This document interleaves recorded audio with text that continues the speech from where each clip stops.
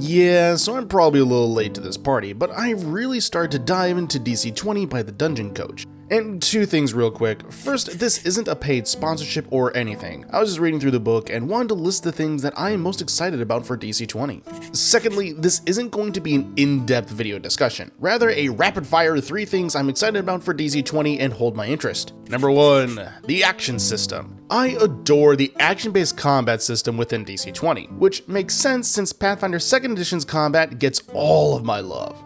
Effectively, you're given 4 actions to do whatever you want with.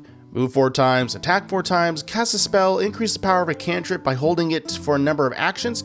You name it, you can do it. I love this because it frees up combat a lot. Granted, you can run into the issue of what is statistically the best possible thing to do. There's something freeing about knowing that I can just attack 4 times. Granted, it is at an increased penalty, but still, the idea of rolling and hitting all 4 times is just fun. There are also things such as grip points, stamina points, and so on, but honestly, those are for a more in-depth video. This is just a quick thing, but they are worth mentioning. Number 2, customization. Right out of the gate, DC20 makes it clear that if you want your character to be made a specific way, then you can do it. You want to make an intelligence-based barbarian? Then you can. The alpha packet does note that might-based barbarians will potentially do more damage, however, you're still effective in what you can do. The reason why, we will get into in a little bit. However, I love this because this means that you can technically build your characters sub-optimally, but they'll still be effective. Not only that, the game's mechanics is helping you tell the story of your character in a way that is interesting and dynamic. It feels less like the rules are telling you what can and cannot be done, and more like you are working together to tell the story of your character.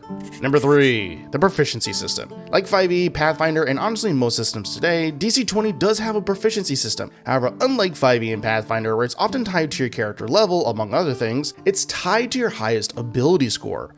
Which, yes, based on level does have a cap, so I guess the level aspect is still there. Again, this does go back to the idea of the game feeding into letting your character be the way you want them to be. So a melee weapon still might do more damage with might, but you can still be intelligence-focused barbarian because that is now your proficiency bonus. So as it stands, I really like what I'm seeing within DC20. I do think the book needs some work on wording, but it's an alpha, so what are you gonna do? Also, personally, I think changing up things like action points, grip points, and stamina points to using another term other than points could potentially be beneficial. Though other videos I've seen talking about DC20 haven't really brought this up, so maybe it's just my brain getting confused with a word being repeated.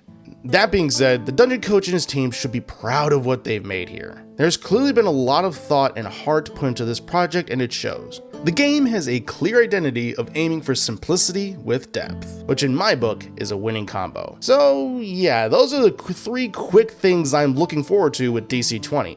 And with that, everyone, thank you so much for watching, and I'll catch you all next time.